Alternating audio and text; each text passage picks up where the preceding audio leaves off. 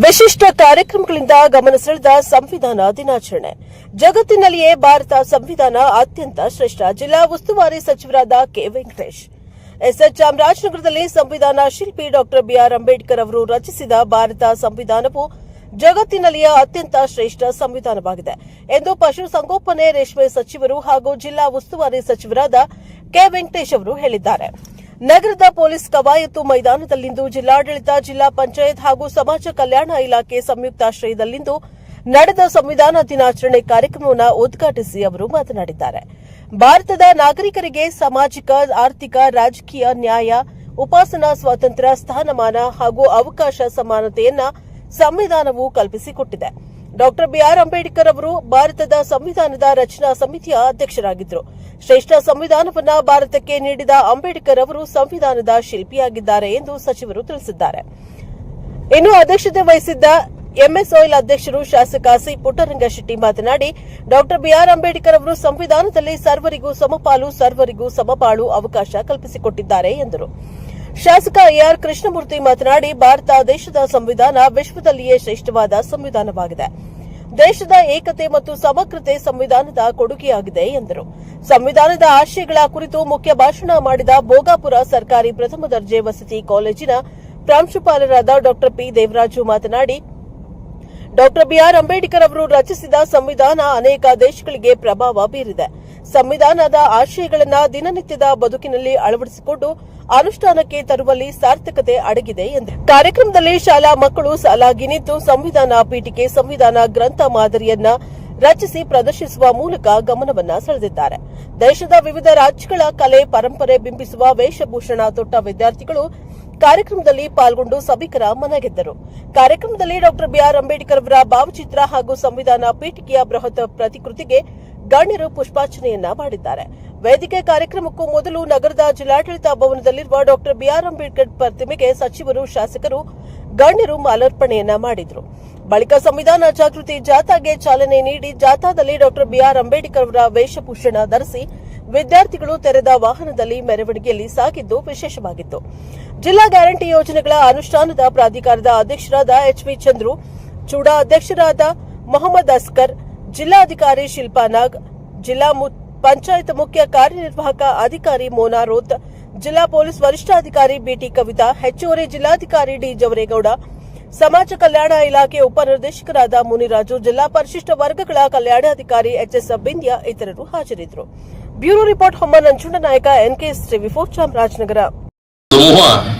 ಈ ದಿವಸಗಳಲ್ಲಿ ಭಾರತದ ಮೂಲ ಪೀಠಿಕೆಯನ್ನು ಓದಿ ಅರ್ಥ ಮಾಡಿಕೊಳ್ಳುವಂತಹ ಅವಕಾಶವನ್ನು ರಾಜ್ಯ ಸರ್ಕಾರ ಈ ಸಂವಿಧಾನ ಪೀಠಿಕೆಯನ್ನು ಸಂಸತ್ನಲ್ಲಿ, ವಿಧಾನಸಭೆಯಲ್ಲಿ, ನಮ್ಮೆಲ್ಲ ಜಿಲ್ಲಾ ಮಟ್ಟ, ತಾಲೂಕು ಮಟ್ಟ, ನಮ್ಮೆಲ್ಲ ಅಧಿಕೃತ ಕಾರ್ಯಕ್ರಮಗಳಲ್ಲಿ ಇವತ್ತು ಅವಕಾಶವನ್ನು ಕಲ್ಪಿಸಿಕೊಟ್ಟಿದೆ. ಇವತ್ತು ಎಲ್ಲರೂ ಕೂಡ ಗೌರವ ಮತ್ತು ಘನತೆಯಿಂದ ಈ ಮುಖಾಂತರ, ಸಂವಿಧಾನದ ಮುಖಾಂತರ ಇದು ಬದುಕನ್ನು ಕಲ್ಪಿಸ್ಕೊಳ್ತಕ್ಕಂಥದ್ದಕ್ಕೆ ಇವತ್ತು ಅವಕಾಶ ಆಗಿದೆ ಅಂತಕ್ಕಂಥದ್ದನ್ನ ಇಲ್ಲಿ ಹೇಳ್ತಾ, ಇವತ್ತು ದೇಶದಲ್ಲಿ ಇವತ್ತು ಕೂಡ ಮನುಷ್ಯನನ್ನು ದ್ವೇಷಿಸ್ತಕ್ಕಂಥದ್ದು, ಮನುಷ್ಯನನ್ನು ದಯಿಸ್ತಕ್ಕಂಥದ್ದು, ಮಹಿಳೆಯರ ಮೇಲೆ ಅತ್ಯಾಚಾರ, ಇನ್ನು ಅನೇಕ ರೀತಿಯ ವಿರೋಧ ಹೇಳಿಕೆಗಳು ಅತ್ಯಂತ ವಿಷಾದನೀಯವಾದಂತಹ ವಿಚಾರ ಅಂತಕ್ಕಂಥದ್ದನ್ನ ಈ ಸಂದರ್ಭದಲ್ಲಿ ನಾನು ನೆನಪು ಮಾಡಿಕೊಳ್ಳಿಕ್ಕೆ ಬಯಸ್ತೇನೆ.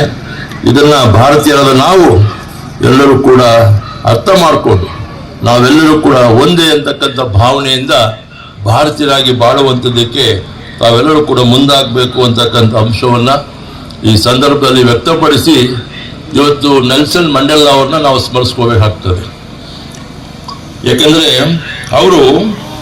ಅವರ ಚಾಮರಾಜನಗರದ ವಿವಿಧ ಸಂಘ ಸಂಸ್ಥೆಗಳ, ದಲಿತ ಸಂಘ ಸಂಸ್ಥೆಗಳ ಎಲ್ಲ ಮುಖಂಡರುಗಳೇ, ಇವತ್ತು ಭಾರತದ ಉದ್ದಕ್ಕೂ 76ನೇ ಸಂವಿಧಾನ ಸಮರ್ಪಣಾ ದಿನಾಚರಣೆಯನ್ನ ಬಹಳ ವಿಜೃಂಭಣೆಯಿಂದ ಆಚರಣೆ ಮಾಡಲಾಗ್ತಾ ಇದೆ. ಇದಕ್ಕೆ ಕಾರಣ ಏನು ಅಂತಂದ್ರೆ, ಸನ್ಮಾನ್ಯ ಸಚಿವರು ಹೇಳಿದ ಹಾಗೇನೆ 1946 ಡಿಸೆಂಬರ್ 9ನೇ ತಾರೀಕು ಅಖಂಡ ಭಾರತದ ಸಂವಿಧಾನ ರಚನಾ ಸಭೆ ರೂಪುಗೊಂಡು 1949 ನವೆಂಬರ್ 26ನೇ ತಾರೀಕು ಸಂಸತ್ತಿನಲ್ಲಿ ಭಾರತದ ಸರ್ವತಂತ್ರ ಸ್ವತಂತ್ರ ಎಲ್ಲ ಜನತೆಯ ಹಕ್ಕು ಬಾಧ್ಯತೆಗಳಿಗೆ ಗ್ಯಾರಂಟಿಯನ್ನು ನೀಡ್ತಕ್ಕಂಥ ಪ್ರಜಾಸತ್ತಾತ್ಮಕ ನಿಯಮಗಳನ್ನು ಅಖೈರುಗೊಳಿಸಿದಂಥ ದಿನ ಈ ದಿನ ಆಗಿದೆ ಅಂತಕ್ಕಂಥದ್ದನ್ನು ನಾವೆಲ್ಲರೂ ನೆನಪಿಸ್ಕೋಬೇಕಾಗಿದೆ. ಈ ಸಂವಿಧಾನವನ್ನು ಸಮರ್ಪಣೆ ಮಾಡಿ ಇವತ್ತಿಗೆ 75 ವರ್ಷಗಳು ತುಂಬಿ 76ನೇ ವರ್ಷ. ನನಗೆ ವೈಯಕ್ತಿಕವಾಗಿ ಅನಿಸುವಂಥದ್ದೇನು ಅಂತಂದರೆ, ಈ ದಿನಾಚರಣೆಯನ್ನು 2015ರಿಂದಲೂ ಕೂಡ ಸಂವಿಧಾನ ದಿನಾಚರಣೆಯಲ್ಲಿ ಭಾರತ ಸರ್ಕಾರ ಘೋಷಣೆ ಮಾಡಿದ ಮೇಲೆ ಈ ಕಾರ್ಯಕ್ರಮವನ್ನು ಆಯೋಜನೆ ಮಾಡಿ ಆಚರಣೆ ಮಾಡ್ತಾ ಇದ್ದೀವಿ. ಇದು ಆಚರಣೆ ಆಗದೇನೆ ಇಲ್ಲಿ ಬಹಳ ಪ್ರಮುಖವಾಗಿ 3 ವಿಚಾರಗಳನ್ನು ಕುರಿತು ಈ ದಿನದಂದು ನಾವು ಆಲೋಚನೆ ಮಾಡಬೇಕು ಅಂತಕ್ಕಂಥದ್ದು ನನ್ನ ವೈಯಕ್ತಿಕ ಅಭಿಪ್ರಾಯ.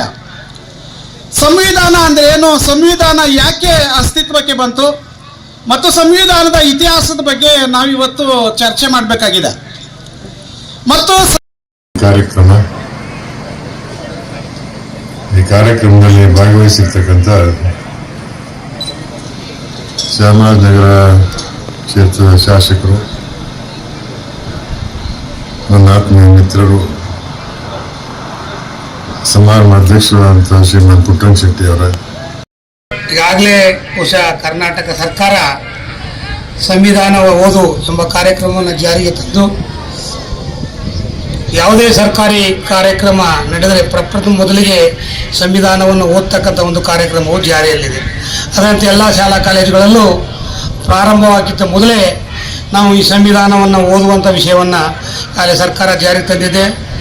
ಅದರ ಜೊತೆಯಲ್ಲೇ ಪ್ರತಿ ವರ್ಷ ನಾವು ರಾಷ್ಟ್ರದಲ್ಲಿ ಅನೇಕ ದಿನಾಚರಣೆಗಳನ್ನು ಮಾಡ್ತಾ ಇದ್ದೀವಿ. ಅದರ ಜೊತೆಯಲ್ಲಿ ಅಂಬೇಡ್ಕರ್ ಜಯಂತಿಯನ್ನು ಸಹ ನಾವು ಮಾಡೋದ್ರ ಜೊತೆಯಲ್ಲಿ ಅವತ್ತು ಸಹ ನಾವು ಈ ಸಂವಿಧಾನದ ಬಗ್ಗೆ ಚರ್ಚೆ ಆಗೋದನ್ನು ಕಾಣ್ತಾ ಇದ್ದೀವಿ. ದೇವರಾಜ ನಮ್ಮ ಡಾಕ್ಟರ್ ದೇವರಾಜ ಅವ್ರಿಗೆ ಕೊಟ್ಟಿದ್ದು ಇನ್ನೂ 1.5 ಗಂಟೆ ಟೈಮ್ ಮಾತಾಡೋರು, ಅಷ್ಟರ ಮಟ್ಟಿಗೆ ಇದ್ರ ಬಗ್ಗೆ ತಿಳ್ಕೊಂಡಿದ್ರು ಅವರು. ನಾವು ಅವರಿಬ್ಬರು ಅನೇಕ ಈ ಅಂಬೇಡ್ಕರ್ ಜಯಂತಿ ಕಾರ್ಯಕ್ರಮ ಭಾಗವಹಿಸಿದಾಗ ಅವ್ರಿಗೆ ನಾವು ಮುಖ್ಯ ಭಾಷಣವನ್ನು ಕೊಡ್ತಕ್ಕಂಥದ್ದು.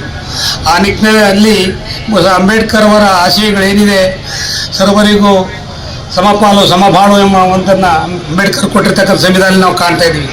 ಪ್ರಜಾಪ್ರಭುತ್ವ ವ್ಯವಸ್ಥೆಯಲ್ಲಿ ನಾವೆಲ್ಲರೂ ಸಮಾನರು, ಎಲ್ಲ ರೀತಿಯ ಹಕ್ಕು ಕರ್ತವ್ಯ ಎಲ್ಲವೂ ಸಮನಾಗಿ, ನಮ್ಮಲ್ಲಿ ವಿವಿಧತೆಯಲ್ಲಿ ಏಕತೆ, ಯಾವುದೇ ಧರ್ಮ ಇರ್ಬೋದು, ಯಾವ ಭಾಷೆ ಇರ್ಬೋದು, ಎಲ್ಲವೂ ನಾವೆಲ್ಲರೂ ಒಂದೇ ಅನ್ನೋದನ್ನು ಈ ಸಂವಿಧಾನದಲ್ಲಿ ಬಾಬಾ ಸಾಹೇಬ್ ಅಂಬೇಡ್ಕರ್ ಅವರು ನಮಗೆ ಕೊಟ್ಟಿದ್ದಾರೆ. ಹಾಗಾಗಿ ಇವತ್ತು ವಿಶೇಷವಾಗಿ ಈ ಒಂದು ದಿನಾಚರಣೆಯನ್ನು ಅತ್ಯಂತ ಸಂಭ್ರಮ ಸಡಗರದಿಂದ ಜಿಲ್ಲಾ ಕೇಂದ್ರಗಳಲ್ಲಿ, ತಾಲೂಕು ಕೇಂದ್ರಗಳಲ್ಲಿ ಆಚರಣೆ ಮಾಡುವ ಮುಖಾಂತರ ಸಂವಿಧಾನದ ಮಹತ್ವವನ್ನು ತಿಳ್ಕೊಳ್ತಕ್ಕಂಥ ಪ್ರಯತ್ನ ನಡೀತಾ ಇದೆ. ಇದು ಒಳ್ಳೆಯ ಕಾರ್ಯಕ್ರಮ ಆಗಿರೋದ್ರಿಂದ ನಾನು ಈ ಒಂದು ಕಾರ್ಯಕ್ರಮದ ಸಂವಿಧಾನದ ದಿನಾಚರಣೆ ಶುಭಾಶಯಗಳನ್ನು ತಮಗೆಲ್ಲ ಕೋರಿ ಇದರ ಸಂವಿಧಾನವು ಜಾರಿಗೆ ಬಂದು 75 ವರ್ಷ ಪೂರೈಸಿ ಅತ್ಯಂತ ಮಹತ್ವಪೂರ್ಣವಾದಂಥ ಒಂದು ದಿನ ಆಗಿದೆ.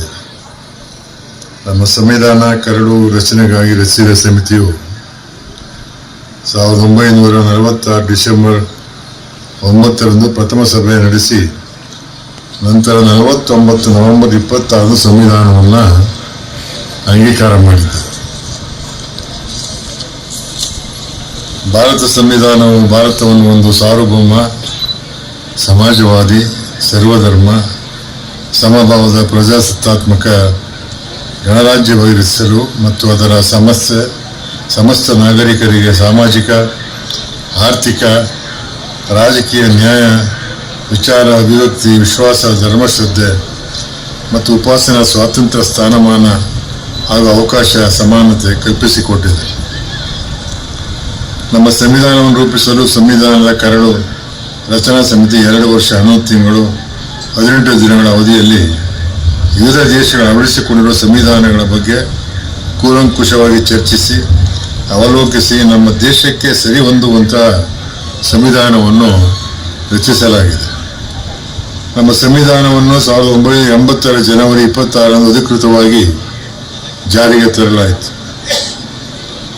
Doctor B.R. ಅಂಬೇಡ್ಕರ್ ಅವರು ಭಾರತ ಸಂವಿಧಾನದ ರಚನಾ ಸಮಿತಿ ಅಧ್ಯಕ್ಷರಾಗಿ ನೇಮಕಗೊಂಡು ಧರ್ಮ ನಿರಪೇಕ್ಷತೆ, ಸಾಮಾಜಿಕ ನ್ಯಾಯ, ಸಮಾನತೆ, ಪರಸ್ಪರ ಸಹೋದರತ್ವವನ್ನು ಒಳಗೊಂಡ ಸಂವಿಧಾನವನ್ನು ನಮ್ಮ ದೇಶಕ್ಕೆ ರಚಿಸಿಕೊಟ್ಟರು. ಹೀಗಾಗಿ ಅವರನ್ನು ಭಾರತದ ಸಂವಿಧಾನದ ಶಿಲ್ಪಿ ಎಂದು ಕರೆಯುತ್ತಾರೆ. ನಮ್ಮ ಸಂವಿಧಾನವು ಸ್ವಾತಂತ್ರ್ಯ ಹಾಗೂ ಪ್ರಜಾಪ್ರಭುತ್ವವನ್ನು ಹೊಂದಿದ ಒಕ್ಕೂಟ ವ್ಯವಸ್ಥೆಯ ಸರ್ಕಾರವನ್ನು ಒಳಗೊಂಡಿರಬೇಕೆಂಬ ತತ್ವವನ್ನು ಅಳವಡಿಸಿಕೊಳ್ಳಲಾಗಿದೆ. ಅಂದರೆ ಅಧಿಕಾರವನ್ನು ಕೇಂದ್ರ ಸರ್ಕಾರದ ಮಟ್ಟ ಮತ್ತು ರಾಜ್ಯಗಳ ಪಟ್ಟಿಯಲ್ಲಿ ಹಂಚಿಕೆ ಮಾಡಲಾಗಿದ್ದು ಪ್ರತಿಯೊಂದಕ್ಕೂ ವಿಶಿಷ್ಟವಾದ ಅಧಿಕಾರ ಪ್ರಾಪ್ತಿಯನ್ನು ಒಳಗೊಂಡಿದೆ. ನಮ್ಮ ಸಂವಿಧಾನಕ್ಕೆ ಭಾರತದಲ್ಲಿ ಅತ್ಯುನ್ನತ ಸ್ಥಾನವನ್ನು ನೀಡಲಾಗಿದ್ದು ಕೇಂದ್ರ ಮತ್ತು ರಾಜ್ಯ ಸರ್ಕಾರವು ಈ ಸಂವಿಧಾನಾನುಸಾರ ಆಡಳಿತವನ್ನು ನಡೆಸತಕ್ಕದ್ದಾಗಿದೆ. ನಾಗರಿಕರಿಗೆ ಮೂಲಭೂತ ಹಕ್ಕುಗಳು ಮತ್ತು ಕರ್ತವ್ಯಗಳನ್ನು ಒದಗಿಸಲಾಗಿದೆ. 6 ಮೂಲಭೂತ ಹಕ್ಕುಗಳು ಸಮಾನತೆ